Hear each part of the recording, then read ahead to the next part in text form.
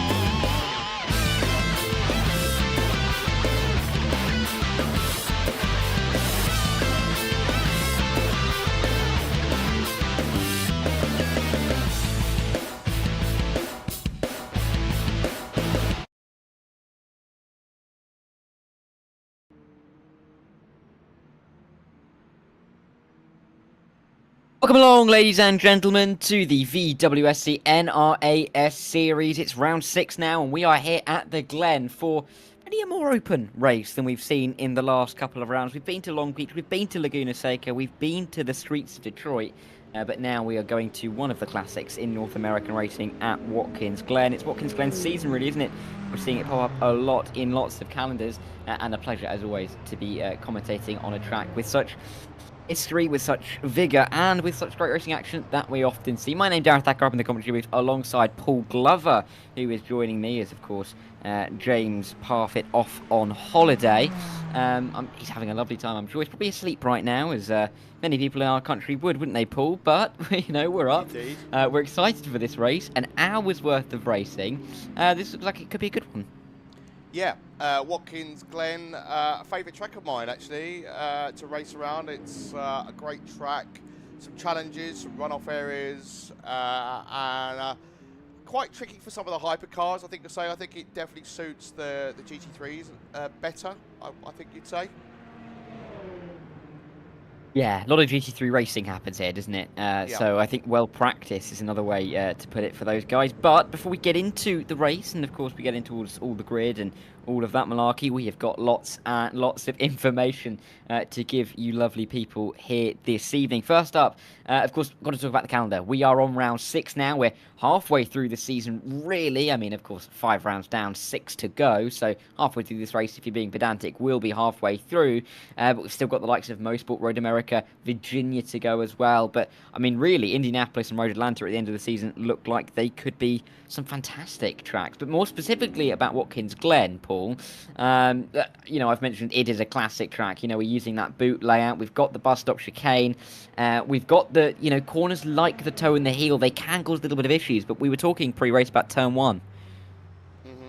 We were, yeah. I've been sat here prepping and making sure that things are working as they should, and quite a number of drivers are go wide into turn 1, and it kind of, the track allows you that mistake because there's just tarmac there. There isn't gravel or grass or anything like that. So I think drivers have got to be careful. I think we've got Ross here, and I'm sure he'll speak in a moment. But part of me wonders track limits might come into play here today. Absolutely, we'll get Ross, we'll get the birthday boy in very shortly. But before we do, let's talk you through some of the challenges of tonight's race. Of course, it can be specific, but multi-class closing speeds, they're going to be big. There aren't too many heavy braking zones. We've seen all the way through the season how in the slower speed corners we've seen less of a difference between those GT3s and the hypercars, but with lots of straights, with more high-speed corners, we're going to see quite a big closing speed. Possible for weather at this track. But I don't think we're going to be nailing La Source or Eau Rouge. Think of nailing turn 1 and probably the bus stop chicane, because you can see many a big incident through there as you bump your way over the curbs, especially in one of the GT3 cars. But some of the tyres as well for this race, it's got to be said, they're pretty much the same as they always are. Hypercars, mediums and hards, and the GTs have just got those mediums, so really it's going to be the stops for the fuel for them. But before we do get into the standings, I will bring in the wonderful Ross Smith. And as I did touch upon, Ross, it is your birthday today. So happy birthday. I've noted, and Paul noted as well, qualifying hasn't gone particularly well for you. You talked about traffic. Is traffic going to be an issue in the race, do you think? Because, it's going to be a race, as I mentioned, with lots of high speed, lots of closing speed. Is it going to be a bit of a risk, really? Well, it always is, and thank you for the birthday wishes and for having me in here. Watkins Glen is always it's a clever track in that you think that it's going to be fairly open. You've got a lot of long straights, a lot of sweeping fast areas, but it's deceptive. It's a bit like Spa in that sense, in that drivers feel like they're confident with it, and that can lead to some of the issues that you see prop up where you're a little overconfident going into a braking zone, or you think you've got a handle on the car, and then all of a sudden you've got your hands full instead. And so that's going to be something to look out for today as drivers are getting around each other, especially as they start to spread out past the first couple laps. They sort of set into a rhythm, and you'll see who's still paying attention, especially as the hypercars start coming around to take laps out of the GTs.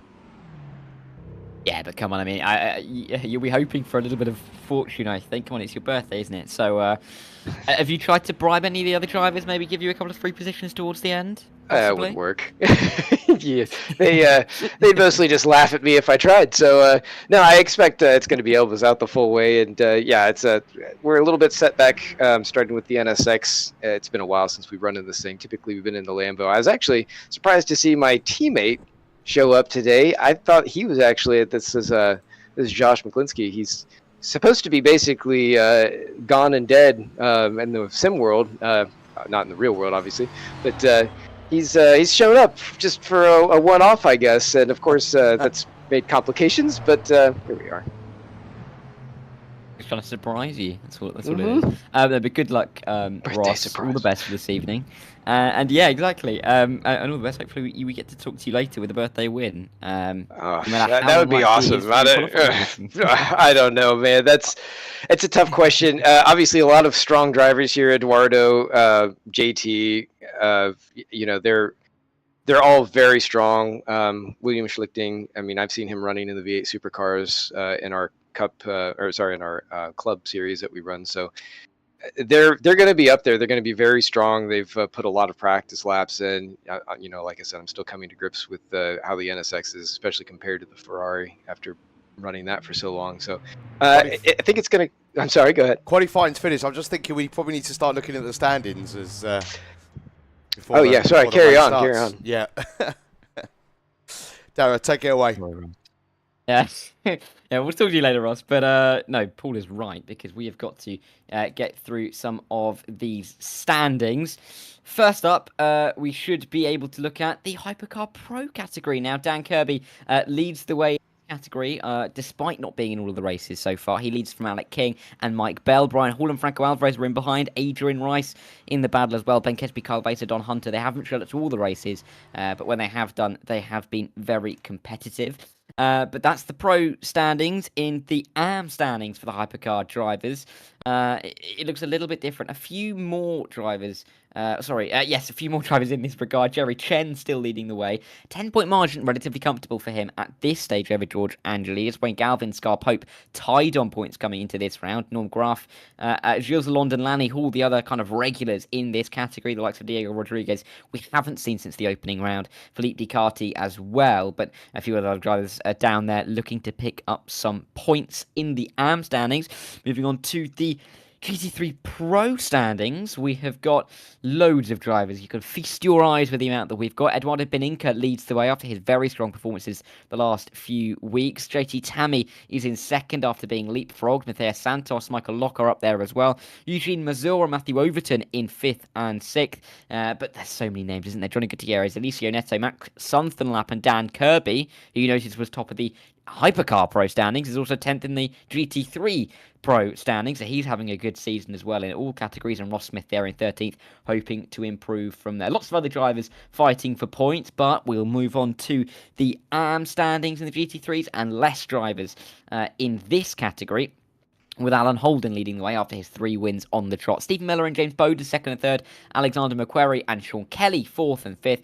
Josh McGlinskey is 6th, and as we were talking to Ross, he is back this evening. Maybe a bit of a surprise after a few rounds out. And the likes of Ryan Reyes, Tom Lasella, William Schintling and Oliver Day in the top 10 there. More drivers down. Stacey Scott, I saw she was in the chat earlier. She's down in 15th. We'll see what she can do further back. But as we're through all... Oh, we're not through all the standings, are we, Paul? We've got the team standings. How could I forget the team standings for these guys? I don't know if I've... Hold on a second. I might have not loaded those cards up, so bear with me a second. Cause to be honest, it wouldn't be a massive loss if we haven't got them. I'm sure if needed we could find them, but I think there's quite a big lead at the top anyway. Yeah, I got sent the cards quite late, unfortunately. So it was a last minute. No. Well, I've just thrown Ross under the bus a little bit there, but yeah, he was very apologetic. But oh yes, there are some team ones. Bear with me a second. I will pull those up for you. Regular viewers will know that I regularly forget that we have team standings here. So the fact that I've remembered is a positive, surprise, and the fact that they aren't to hand, you could have written it, and everyone would have believed it. But regardless, they were the driver standings. We've got some competitive driver standings, and when Paul can bring up the team standings, he will. But this is looking like a good race. We've got an hour's worth of racing here at Watkins Glen, not the 1.2 hours that we've had at other tracks, but hopefully we should be getting some great racing action all the way through. Of course, times, we're looking at 9:30 on the east coast of the USA in the evening, 6:30 on the west coast of America, and even in Europe here it's 2:30 in the UK, 3:30 in Europe, and here are the team standings. Thank you, Paul. Flying Kiwi Racing, I did say there's a big lead, isn't there? 66 points between the duo of King and Chen, ahead of the Hall brothers Racing with Lenny and Brian in those cars. Champion Motorsports GT3 a 3rd, Barely Functional a 4th, Faux Real Sim Racing and Red Wheels Racing not too far back. And then you've got Vice, Shade Tree Motorsports, and then CMS GT3 team. They haven't picked up any points yet, which I feel like is surprising, but I'm sure they're going to pick up some points at some point soon. They are all the standings, Paul. We've covered it all. There is screen after screen, but we've got through it all, and we still haven't got into the race yet, so we are hunky-dory in terms of timekeeping. We are, yeah. I forget there's the warm-up, isn't there? And I think it was explained because of the pit boxes. They have to make sure that the pit boxes are working correctly before the race starts, and that's an R Factor 2 challenge for the teams, and little glitches, and you do see some weird little things that occur from time to time with R Factor 2. In the last race we broadcasted, a car just randomly got flipped on its roof, and had been going around that particular part of the circuit many laps beforehand, and it was Le Mans as well, I think. So yeah, a bit unfortunate for them, and you just get some little quirks here and there, and so it's a good opportunity for the drivers just to check that force feedback's working and all your buttons are doing what they need, because you'll sometimes need to do things with your pit menu and whatnot. And I'm sure you do a bit of racing yourself, and in the heat of the moment, you don't want things to go wrong. Yeah, but I think my racing record speaks for itself, considering that I'm up here talking about the racing and not down there actually racing. I've noticed that the air temperature out on the track at the moment, 19 centigrade. That's for you Americans, 66 Fahrenheit. And I'd like to say, positively, I think Paul will agree with me here, I'd love it to be that temperature right now. It's been far too hot the last week, even though I think it's been about 80 on the Fahrenheit scale here. But it's been far too hot. 19, nice and comfortable. Nice racing temperature. 27 degrees track temperature as well. Not too toasty. Not going to burn out those tyres. About 80 Fahrenheit for that one. So, good racing conditions, really. Fair weather, of course. Nothing in the offing, I don't believe, in terms of rain arriving. And we've got the classic boot. I mean, this is going to be, I think, Paul, one of those classic races, 1 hour races where we're really going to see where the champions emerge. Yeah, it's like I said, it is one of my favourite tracks. It's got some challenging sections, as you've already mentioned. The start's going to be interesting. Colder tyres, colder brakes. Who's going to make it round in one piece? And also, you forget, turn 1 kind of reminds me to some degree the turn 1, the Nürburgring, right? Where you've got the slight sort of downhill section. Obviously, I don't think it's quite as steep as what we have in Germany, but it also sometimes sort of people stick their nose in where it's not necessarily wanted, and then that gap or that opportunity may be there, but because the way the corner kind of unfolds, it quickly is going to be shut. So I think it's kind of, you have to kind of make that decision. I want to survive. You've got an hour race to go. You don't have to take that risk, because if you do, if you try, I call it try hard. If you try too hard to make a move, that's where mistakes tend to occur. I think an interesting question you asked Ross is about the traffic. I think the traffic is going to be a problem here, especially in sector 3 in the final sector. There's a few rights and lefts and only little bits of straight around the back of the circuit. And the hypercars, you can immediately see, as soon as they're on the straight, they're so much quicker than the GT3s. But the GT3 drivers have got to have an awareness around them as well. So it takes 2 to tango. I'm sure you've done many broadcasts with James. He loves to get angry about blue flags. That's not going to happen here. But I think people forget that both drivers have a responsibility to make it work, and this is one of those tracks really that's fundamentally important. That the hypercars have a little bit of patience, but then the GT3s aren't ignorant in the same breath. Yeah, I mean, you've got to be really aware. I mean, we've seen multiple incidents so far this season. I say multiple, loads and loads of incidents so far this season. I think particularly back to Laguna Seca Turn 1, where we saw, I think, 2 or 3 cars get wiped out by really a misunderstanding. The hypercar trying to come through the GT3s. I think really a pinch point for where we're going to see quite a bit of incident in that regard is probably going to be that bus stop chicane. Maybe a hypercar being a little bit too ambitious. Or maybe just a GT3 not really expecting a hypercar to come through there and see a bit of a collision.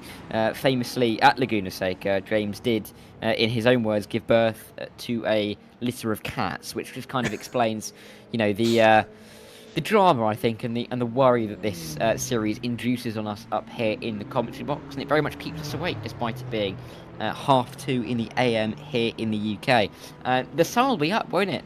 Or the sun will be rising by the time. In about 2 hours, yeah. So by the time we're going to bed, yes. And to your point, it has been a bit roasty here the last few days. And for those that don't live in the UK, our houses tend to be built to keep the warmth in. So especially the more modern houses, I don't live in one of those. So my house is very cold during the winter and a little bit roasty in the summer. So we us Brits are obsessed by the weather. We love to moan about it being cold, and then we love to moan about it being too hot. We're never happy, it would seem. So I'm enjoying the warmer weather, but it can make it challenging at times.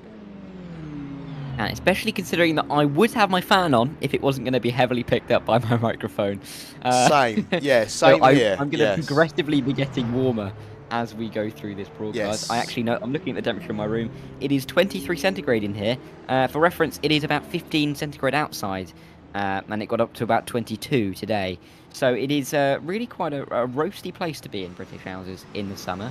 Hopefully the same can't be said for drivers, because I'm sure you'd be the same, Paul. When you're driving in temperature, your hands become sweaty, your decision making can become a little bit frazzled. It can start to disintegrate in terms of your pace, and everything snowballs. So hopefully for these guys in America, I know there's a bit of a heat wave going on there, but they should be cool enough to be trying to maybe just make sure that they're not being influenced by the heat and the temperature. Well, I think it's fair to say that aircon is more common in the US than it is in the UK. Yes.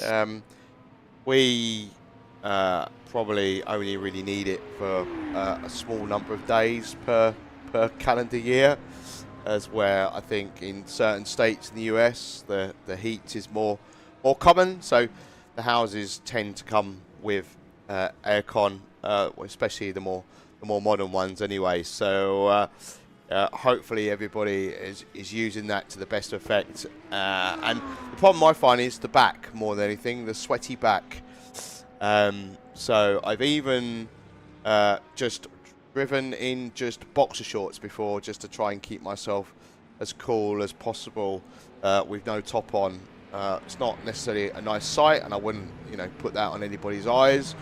But just to do something, just to sort of keep as cool as possible. And for the first half an hour, you're fine, but then as the intensity of the race, your heartbeat starts to rise, everything else. Yeah, but I tend to wear gloves when I'm racing because my hands are sweaty, whether it's hot or not, when I race. So I don't want to lose grip of my wheel at any point. So yeah, I'm a glove wearer when I race.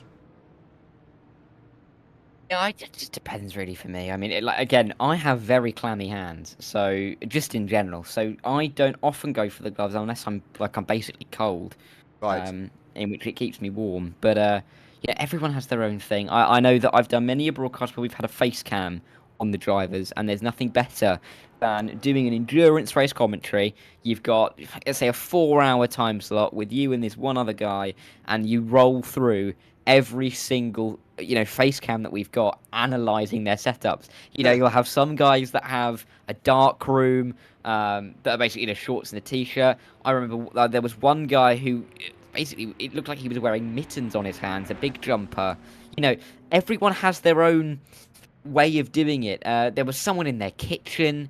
There's all forms of different ways of going about it. And it really does kind of show that there's no real clear way of doing things. It just really is based on preference, isn't it? Yeah, and also when it comes down to the rig and the wheel that people use, I mean, people have got different budgets. And the old adage that, whether you spend £150, a couple of $100 on a wheel, and you go and spend thousands of pounds on wheel and pedals, it's the talent that comes from the human that's really going to make the difference. You might get a little bit more consistency with better hardware, but at the end of the day, I mean, if I go and spend another £1,000 on my equipment, I'm not going to get any faster. I have a limit on the talent, and that's the problem. But yeah, and you see different kinds of rigs and different locations. Some people have a dedicated room for their rig. Some people have the squeeze in their bedroom. Some people, as you mentioned, have it in their kitchen, which is an unusual place. But if you live in a flat, you probably don't. You don't have much of a choice. Not everybody lives in a house, with 4 bedrooms or 6, or like Mr. James Parfitt, with a west wing, So. Everybody makes do with what they've got. Some people just race in an office chair, with a wheel clamped to a desk, and those guys are faster than me. So, yeah, takes all sorts really, and not the people as well, right? Different backgrounds, different languages, different time zones, everything. So. Yeah, and that's what I love about things like this, is it kind of brings people together. These events, these leagues, championships, whatever you want to call them, people over the world get together and come together for this, fake sim racing that we love to, this fake racing that we love to do. And whilst the racing on screen, is itself is virtual, the competition is very much real. Absolutely, and these guys, it's nice to have the community that we kind of get here. That it isn't always the same everywhere, but in leagues and competitions where you get that community, it kind of feels like there's more respect, there's more care given towards other drivers, and it just kind of feels like you're there for the racing, and you don't really want to spoil it for each other, which is always what we want to see. It's kind of what we get here. At CMS and in the VWSC NARS series, all those letters, which I am starting to nail. At the start of the season, I was getting all of those letters wrong, but I am starting to get them right. You were talking about, I think, as you were talking, I was thinking about another point at how us as Brits, me and you, Paul, can be different to Americans who may be watching this stream, is that British people have very small houses compared to Americans. I Yes. have American family. My mother is American. But so that means I have, aunties, uncles who live out in America. Their houses are gigantic. They are absolutely massive. My house isn't very big. The best place I can fit a sim rig is basically where the airing cupboard, or I don't know what they'd call it in America, where the washing machine used to be.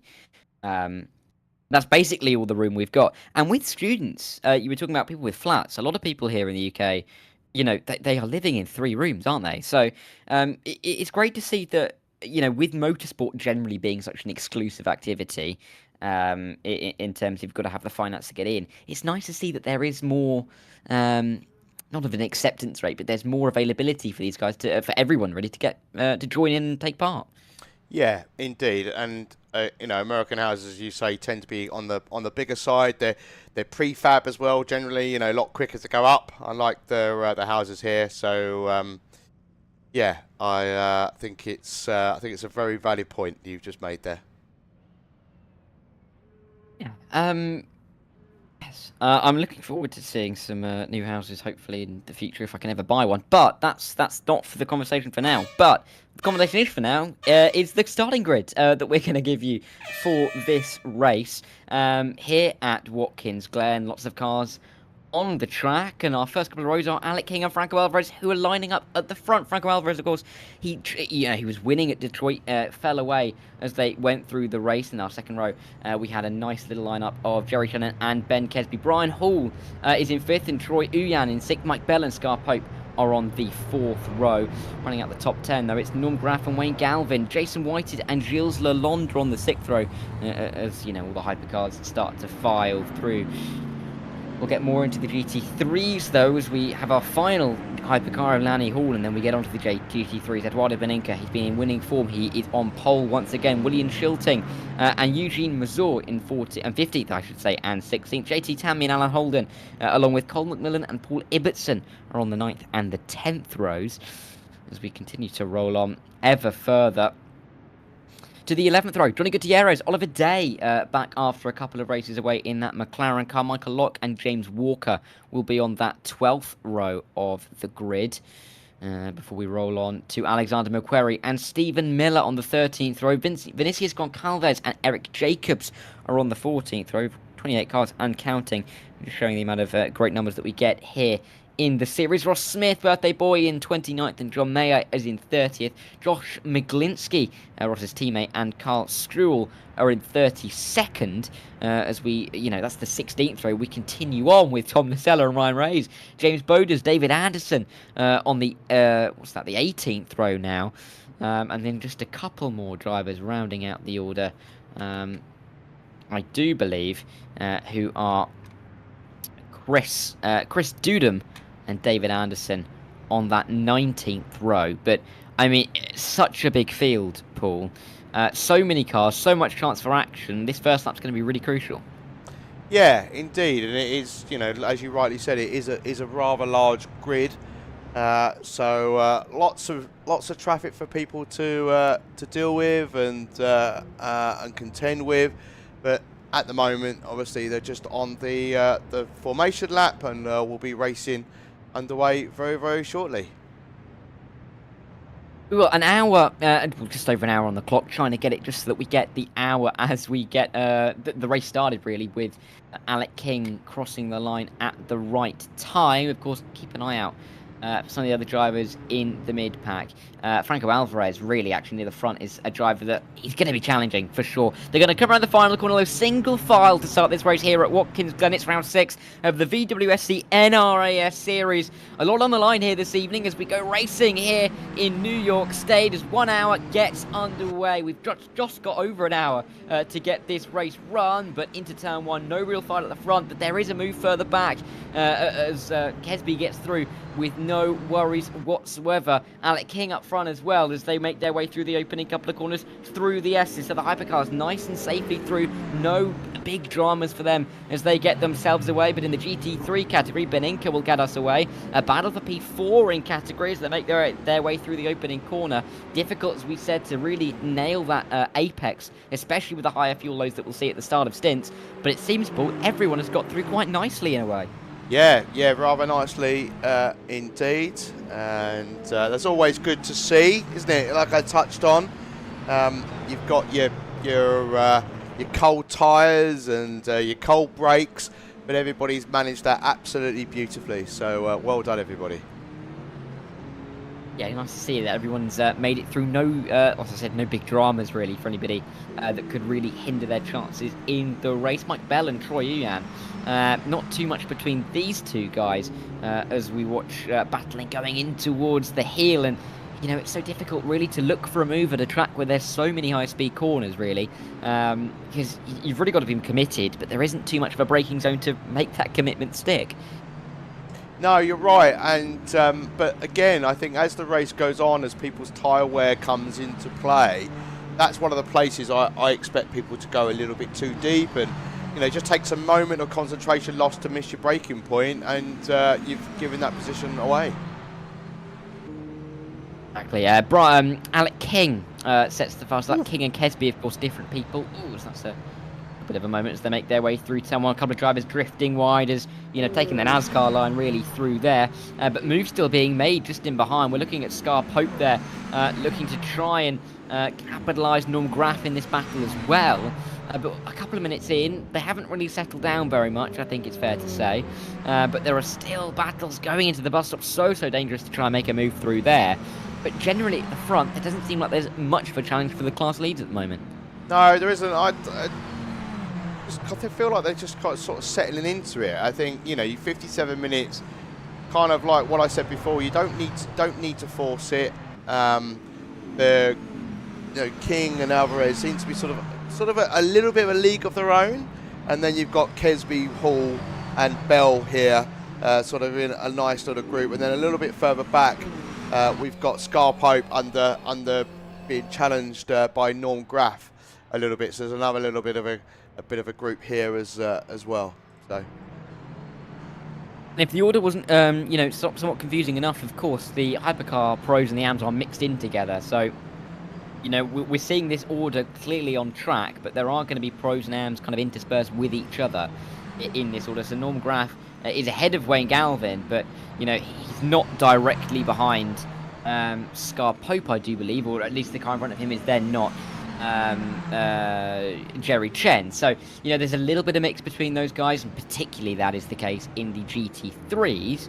But a couple of laps in already. Oh, was we actually going to see a move between this and Johnny Gutierrez here trying to make a move. Oliver Day is further in behind, so this is a move for P4, I believe, that Johnny Gutierrez is making. Or actually, again, he may just be passing one of the pro drivers. In fact, that is the pro driver of Cole McMillan. So if anything, just putting a car between himself and the driver who's racing realistically for points.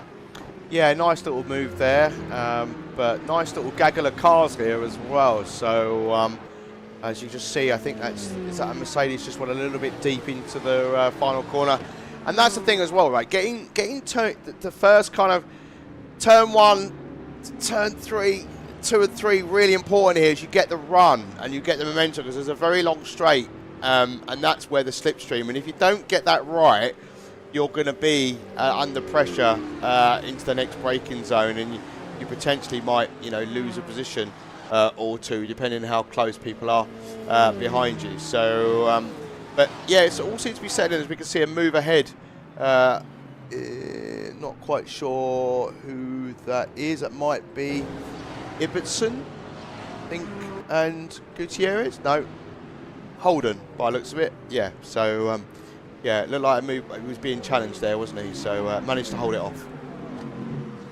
We can see with Holden as well. He's got a 10-second gap to try and bridge to Shilting, who is, you know, nearly right at the front of the GT3 category in general. He's 4 tenths behind Beninka, who's the leader in the pro category, and Shilting is, you know, the leader in the AM category. So clearly some good work going on there in the 047 car.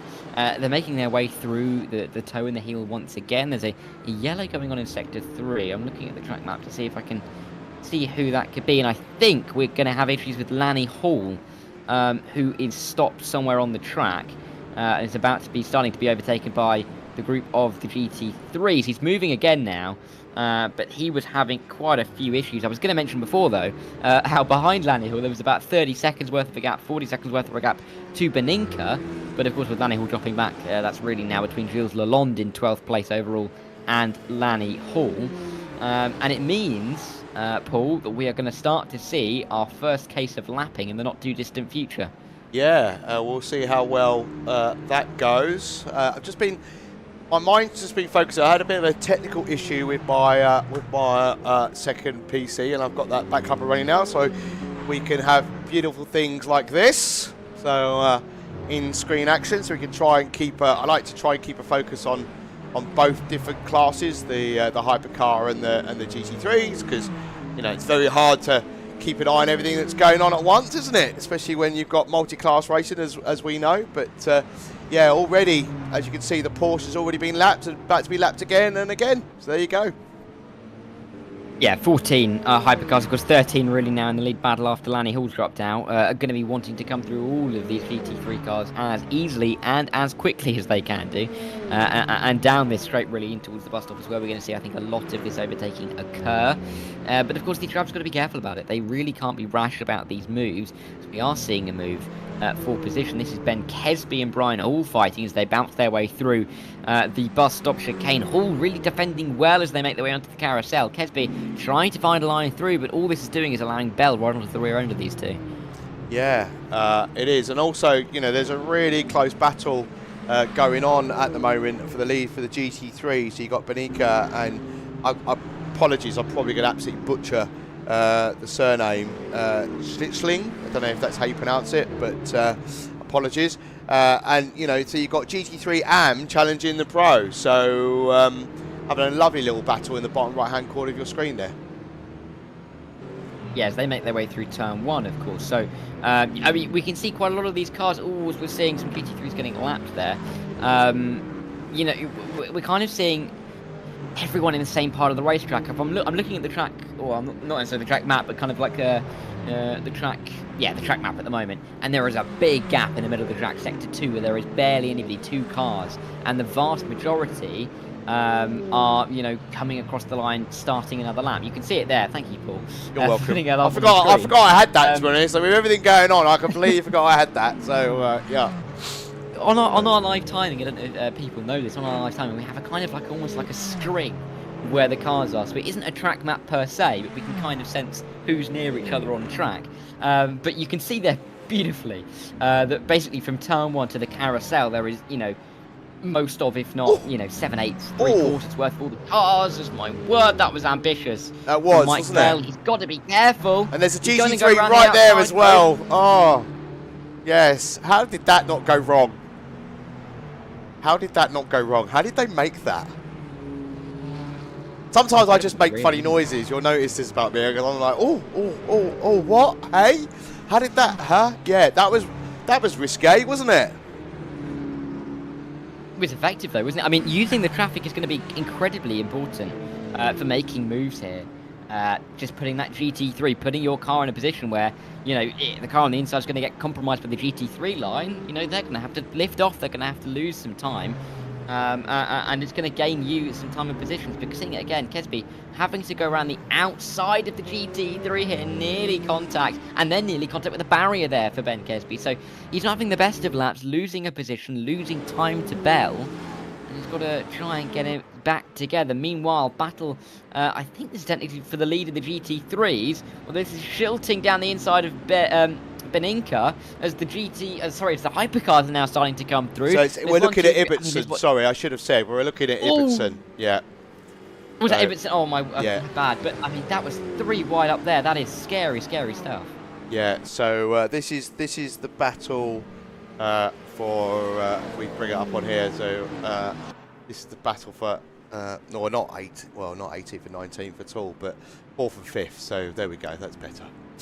Yeah, look at it, right on the tail of the Lamborghini. So, and now you're coming into the twisty section, aren't you? So this is where aero is really needed. And if you're right behind another car, you don't quite get the same level of aero grip required. As you can see, like the hypercar, Cadillac, I think that is, trying to make its way round. So that's always interesting, isn't it? Where you're in a battle, or you come up against a battle that's really close in a lower class. You're like, as the faster car, you don't want to really interfere. Or as they just go 3 wide there, and I thought that there was good. Luckily, it looks like there was enough room there. But yeah, you don't really want to ruin someone else's race, do you? That's the point, right? Yeah, it was the point I was making before as well. These guys know each other so well, with being such a nice community league, that you don't really want to get in anybody else's way. But I mean, look at this in behind. They are 2, oh, look. 3 wide. There's nearly big contact. Mike Bell trying to make a move on Brian Hall. You're the Merc. What do you do? Like, where do you go? Oh my word! There are cars absolutely all over. Then 2 wide in towards the final corner, whilst overtaking the GT3. You've got to be careful that the GT3 doesn't then try and re-overtake you with the slow speed corners. There isn't that much time difference between the cars. Well, I mean, this is what we're really going to start to see as the race progresses more and more. They will gap out, of course, over the race, so it won't be as dramatic as it is right now. But again, looking at that track map, look at the, the congestion. It's the M25 at turn 1, and it's, just a casual back road down in towards the boot and the heel. Yeah, and for those of you who don't know what the M25 is, it's what we call a motorway in the UK, which is referred to as a highway in the States, but it basically, the M25 goes all the way around London, which, for those of you who don't know, is the city of the UK. So it is the city, really, isn't it? London, it's our capital. So, but yeah, and there's so much action. I haven't had a chance to think about looking at replays. So, well, I can see we've had a DNF though. Unfortunately, we've just had another one come in.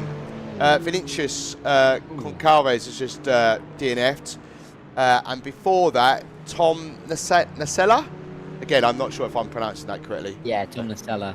Yeah. No, but yeah, Vinicius out. Well, now Alexander McQuarrie is now out. Yes. So as we're speaking, that's gone from 1 to 3. So I think if we keep speaking about this for too long, Paul, this is going to mean that most of the grid DNFs in the next 5 minutes, which would be dramatic. But no, those 3 are now gone. Maybe some kind of collision. It's so difficult. As you said, there's so much action going on. It's so difficult to then pull a replay for one particular moment. There are so many on track. I mean, the only saving grace is that we've got 38 cars, not I think the 54 that we had on the opening round. So, it could be worse, but it's still not ideal when you're trying to find all of the action on the track where, again, you can look at the track map. There are cars overtaking cars at, 2/3 of the corners on this circuit. Most of the track has action on, and none less as we come to the S's with Norm Graff and Wayne Galvin as they make their way onto the back straight. But I think Wayne Galvin a little bit too far back to make moves here. On the 003, which is in 3rd position. It's actually a bit of a nice synergy that the 003 is in 3rd and the 40 is in 4th, isn't it, really? I think they could just stay there. It'd be nice. Yeah, I'm just going to bring up a replay. So we're looking at Paul Ibbotson. But what's interesting is there seems to be a car stopped out on track there. I don't know if you can see. And then Paul takes... I don't know who that is at the moment. I will try and work it out and report back, but yeah, just thought I'd bring that to your attention. My money's on it's going to be one of Vinicius Goncalves or Alexander McQuarrie. That's what my money's on. It could be either. There was really. Your prediction that there was a big collision is bang on. So yes. I'm getting good at this now, aren't I? I think you might know what you're doing. So, but I think a hypercar might be involved, or a number of cars might be involved. But here we go. Oh my word! Here we go down into what? Oh yeah, this is I picked the bones out of that really. That is, oh my word! That's the kind of thing that you'd see on, and I'm sure they have these programs in America, where it's like a dash cam, a dash cam program, and it's all these big crashes and stuff that you see from people's point of view. But like, that's kind of one of those crashes where you look at it and go, I cannot explain exactly what has happened there. That's absolute chaos. Yeah, the problem is I don't think we're going to find the time to really pick the bones out of that one. But there's clearly a hypercar, I think, that might have caused that. So yeah, and it's obviously quite hard sometimes to work out, you know, which car's done what. So yeah, it is fun. It is fun sometimes to try and work it all out. But like we say, there's so much action going on today, so we'll try and sort of bring you the live action as we're still looking at the battle between Graf and Galvin. Yeah, I mean, it's nice to see that these guys aren't really separating too much. Even if you look at the Hypercar category in general on the tower on the left-hand side, top 4, less than 10 seconds in it. Of course, a little bit wider on the Hypercars. Alec King stretching his legs, as we know that he regularly does. But even in, yeah, the GT3 battles have widened, with the exception, they haven't widened with the exception of Beninka and Shilting, who have kind of just pulled away from the rest. I mean, Shilting half a minute ahead of anybody, but then behind that you can see McMillan, Holden, Miller. There's only about 5-6 seconds in it between those guys, so not too much. But as we go through this race, we're going to start to approach the first pit stops for the Hypercars. The Hypercars are likely to need 2 pit stops in this race, unless they can save. The GT3 should only have to have 1, but we've seen a splash and dash before, so we can't really rule it out, and we won't really know if that's going to be the case until we see it happen on pit road with about 5 minutes to go. Yeah, I think that's where things will get a little bit more interesting, is that, you know, the pits do tend to mix things up a little. I'm just trying to bring you a replay. Our birthday boy, I think, managed to avoid the carnage just about, so I'm going to bring you a replay of him on board, and you will see the avoiding action that the birthday boy had to take. So as you can see, he spins the car and just manages to take avoiding action of that big collision that we saw. So a bit of birthday luck there, I think, wouldn't you say? Yeah, exactly. You know, there's your present, there's your gift. Probably a Code Brown moment, wasn't it? It was his gift. But yeah, we'll see if he can continue on. This battle between Graf and Galvin is continuing on in further, really, isn't it? As they make their way through this final sector, Galvin really trying an up and underline. Will he have the inside line into the penultimate corner? He will just about, but Norm Graf is able to just sweep around the outside, claim the racing line into the final corner, and he stays in front. But these two really are going at it hammer and tong at this stage. Not really giving much of an inch to each other, but it's nice to see that they're keeping it clean. Yeah, indeed, and we've got some GT3s doing the same here. We've got Mika Locke and Oliver Day keeping each other in relatively close company. So, you know, you've got McMillan down in P19 overall, and he's got Alan Holden in close company as well, as we can see there. But then 5 seconds back, you've got Mika. But he's got in close company Oliver Day, and then a couple of seconds back you've got Eric Jacobs, and then he's got Ross Smith, the birthday boy. But it looks like Jason Whitted has also joined in the battle with Norm Graf and Galvin, so that's become a bit of a three-way. But we've also still got a bit of a battle for Mike Bell and Brian Hall as well, so they're still going at it as well. They've been sharing the same bit of tarmac for a considerable amount of time. Yeah, I mean, a lot of these guys have been sharing the tarmac nearly for the entire race. I mean, even when you look again at coming through the S's now, 2 and 3 on the top right-hand side of your screen, you can see quite a bit of congestion there between some of the cars. But it is getting to the stage now where there are, you know, a few echelons, a few groups of cars that are kind of forming in each class. So it means it's a little bit more manageable in terms of the traffic. But then we are getting these fights like we're seeing between Mike Bell and Brian Hall as they're sweeping towards turn 1. Mike Bell trying to get that exit against the GT3 in a way that doesn't compromise his line, and I think he's done that pretty nicely indeed. And he should be safe coming in towards the bus stop chicane once again. But like I said a few minutes ago, 20 minutes in or so now, we're approaching what could be these first stops. And, you know, the stops can be so significant because with these little groups forming, you can drop out of the group, you can drop into a group. And again, how you play the traffic is really going to be significant. Yeah, indeed. So while you were just talking there, I've just had another little look at the replay, and Vinicius and Alexander, who DNF, were both involved in that major incident that we saw the replay of. So again, your hunch was bang on, sir.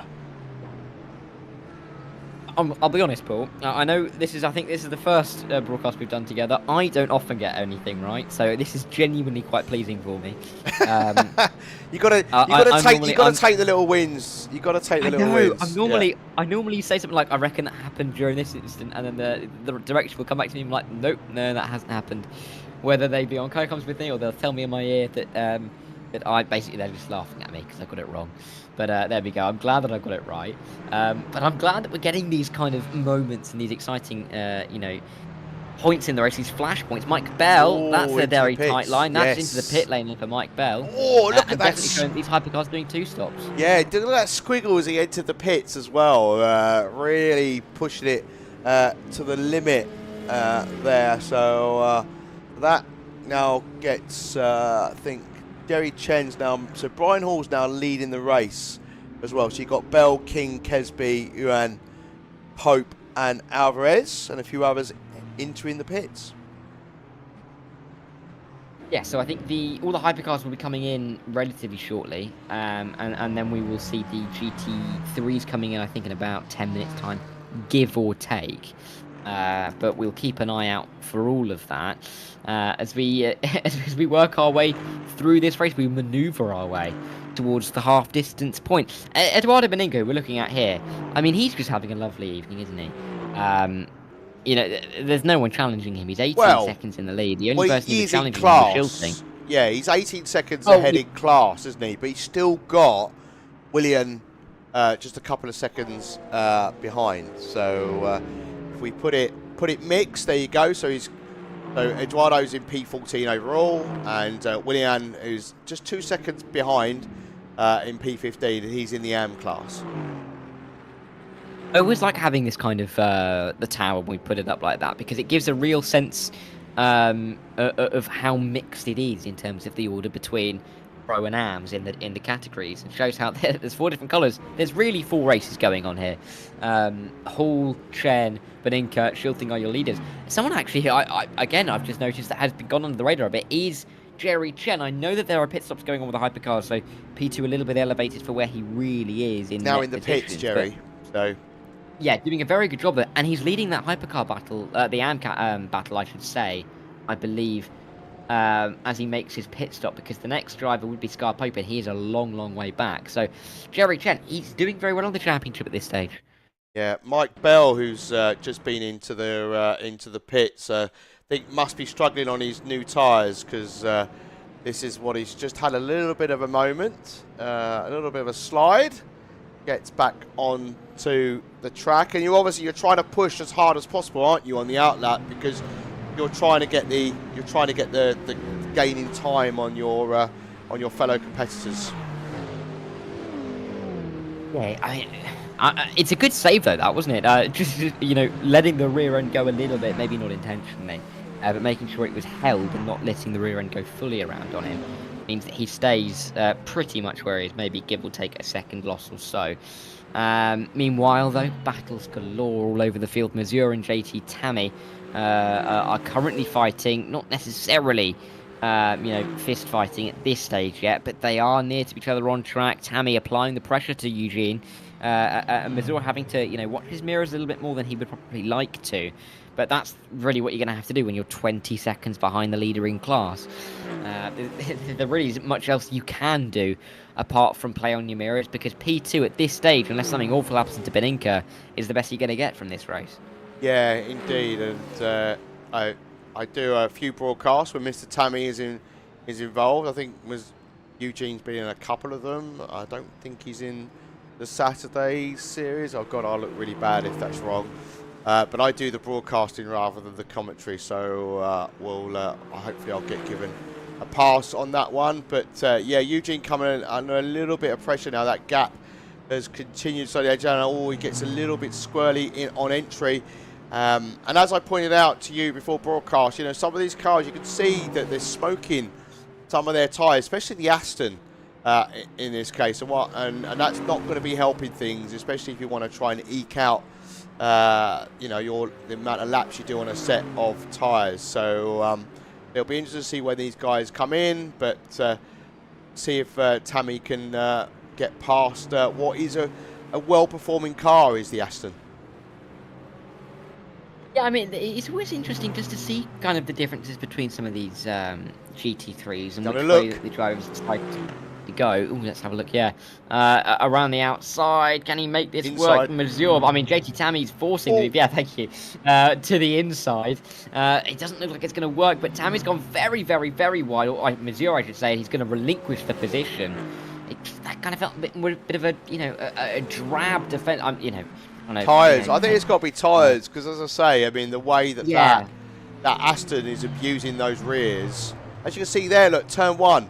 As I think somebody goes deep, one of the hypercars goes deep in the background there into T1 as well. So, yeah, I wonder if that's coming into play towards the end of the stint.